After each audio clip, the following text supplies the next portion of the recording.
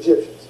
And so one of the things that we'll be pointing out in this lecture is mathematics. We'll be showing you how mathematics developed naturally along the banks of the Nile River. And it is Africa itself, is geological, topographical, and geographical aspects of Africa that are responsible for the origin and evolution of what we call geometry today. Geometry literally means earth measurement.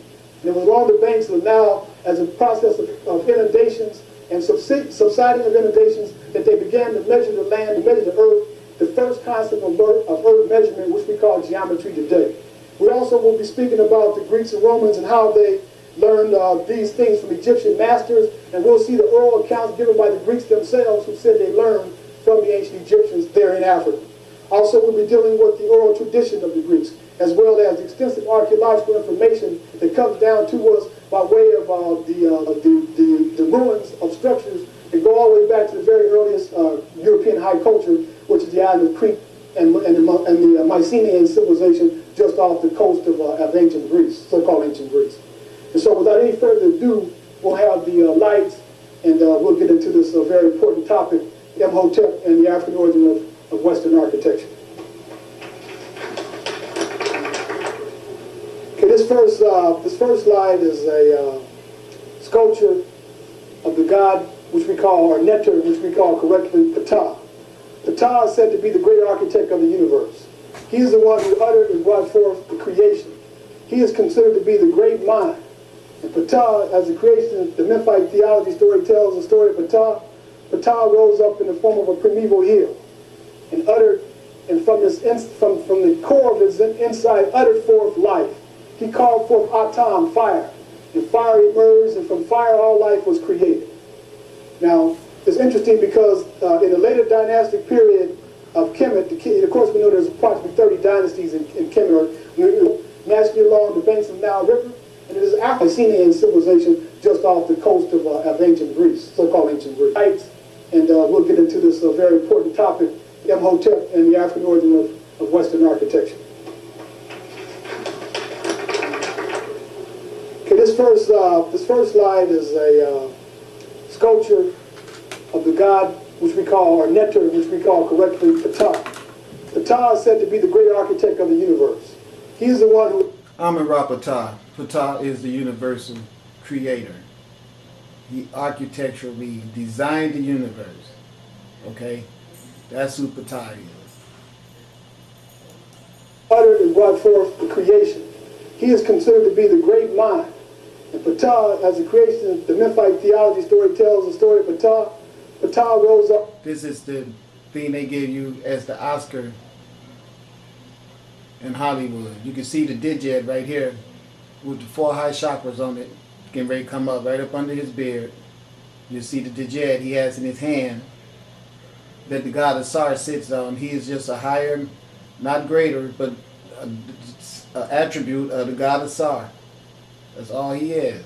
Amun-Ra Ptah is that spiritual essence that generated necessary combined energies to create the god Asar, which is the supreme black dot, melanin of all universal manifestations. That's what the god Asar is. He is the god of vegetation as well as regeneration, the god of the perfect black, which is the realm of pure potentiality.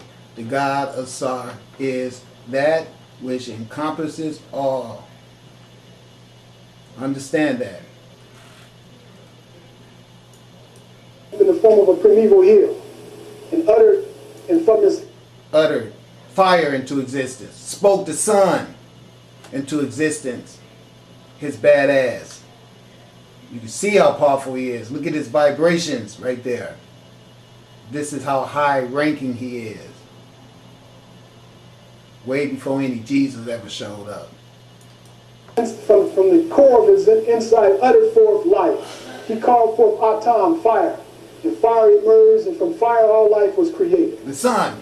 Now, it's interesting because in the later dynastic period of Kemet, of course we know there's approximately 30 dynasties in Kemet. When I say Kemet, I want everyone to impress in their minds that Kemet is synonymous with Egypt. Kemet is a term that the ancient Egyptians, one of the terms that the ancient Egyptians called their land, Kemet. They also called their land Ta-Meri. Ta-Meri means the birth land, the born land.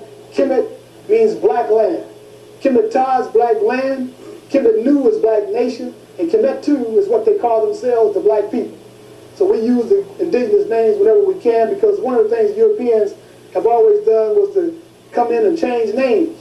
And this is why the X is there for Malcolm X. Because X represents the ex-slave. He's no longer going with the white man's name. He's getting rid of it. This is his X. And so he receives his X until the Honorable Elijah Muhammad or God names him. That's what the Muslim does. He receives his X. You hear 1X and 2X. Brother so-and-so, 3X. Brother X. X just simply means ex-slave. No more slave.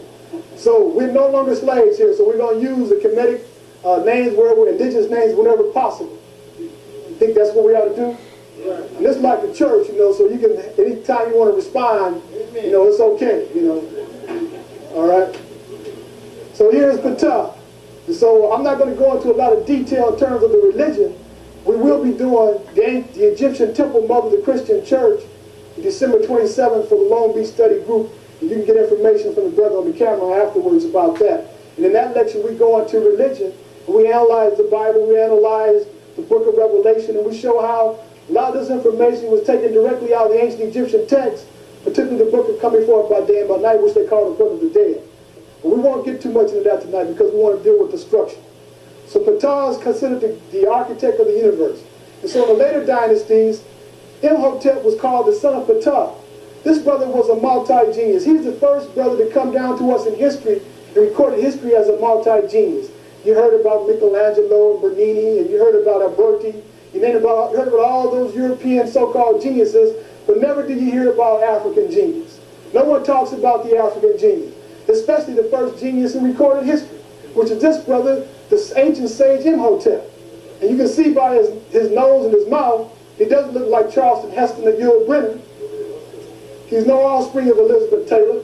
Looking at his nose and lips, you can see he looks just like your uncle. Looks like anybody you see here sitting in the room. Clearly showing you Imhotep is clearly an African.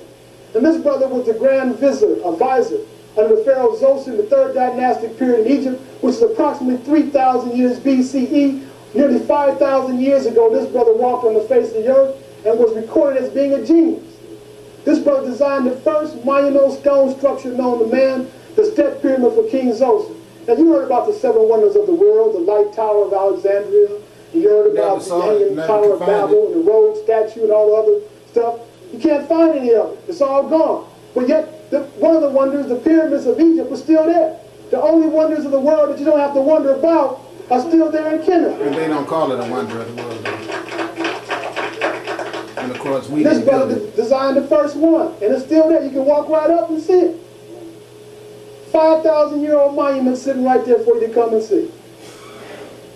So the brother was not only a great architect, as I say, he was a vizier, and that's just like being the vice president or being in the cabinet. He was next to the power.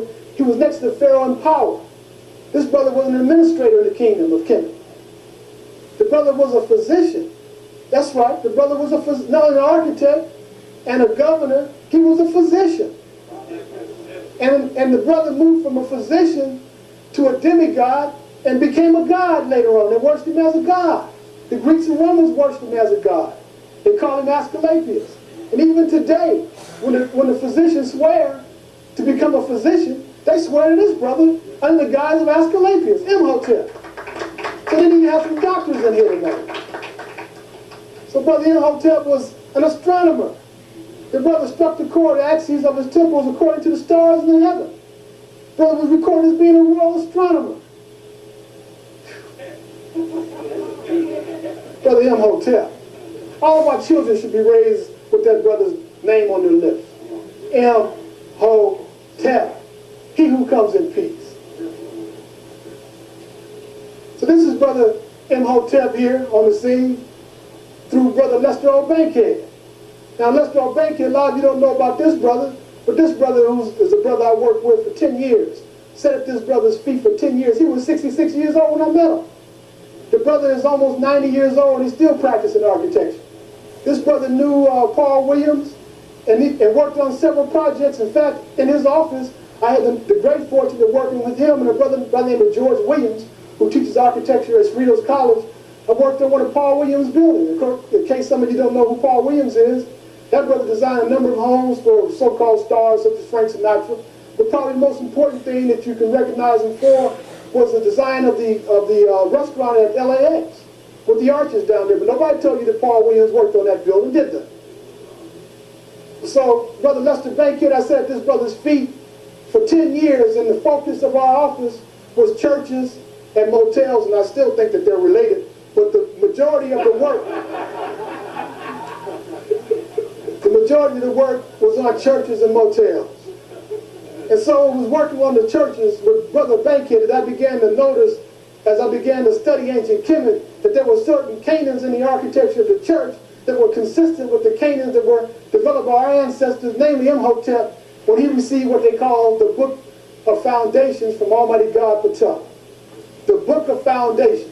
In this particular book, which the... Listen what he's saying to you, all right? Because I want you to understand what I'm saying, so you can know. This information for building these structures came from the sunlight. All of these ancient deities around ancient Kemet were always emanations of sunlight knowledge. They were given personifications, anthropomorphic personifications, so the ideal of it all could be readily explained to minds that's not with the format that's developed to receive that. So that's the reason why it's given characterization just like you do with small children. You get them SpongeBob or Barney the dinosaur. And then you give them lessons through them having interacting sessions with whatever it is, the method of animation that captures its child audiences. Well, the ancient Kemetic people knew this science of knowledge rendering years and years and years upon years ago, way before there was any Europeans on the earth. They had theaters. Then their theaters were not theaters today, where you go in and watch violence and murder and sex and drug and let's rob a bank and let's shoot up everybody and police violence. All that stuff was not a part of their society. The only thing you saw in their theaters were things that was reared around developing a society that was built on divine principles. They did not have prostitution. There was no drug abuse because they did not go to the theaters and try to perpetuate the glamorization of those type of issues. Those type of issues would have been scorned, and no movie writer or director would have ever been able to get a job trying to perpetuate that type of smut. The knowledge that was amongst the ancient Kemet people was sunlight knowledge. It was not knowledge that you pick up from some book that some person who wants to lead you down the road of decay has written and handed to you. That's the reason why they were the ones who came up with the Book of Foundations that is still utilized today by all of the constructing methods on this planet, even though they don't get credit for that. Okay? Even if they do not get the credit for it. It came from our great minds through the sunlight coming and striking us in our pineal gland and in our brains, talking to us like the sun does to me right now through the green light. Ancestor said there was architect Antoni Gaudi, known as God's architect, who died almost a century ago. It's been under construction for 130 years, and it's still not finished. Why would a church take so long to build? Because as we first reported in March, Gaudi's design was as complicated as it was advanced. Today, the Sagrada Familia has become the longest-running architectural project on Earth.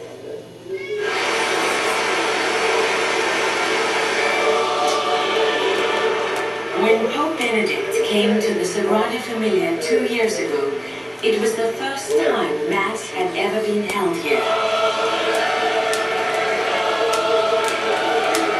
In an ancient tradition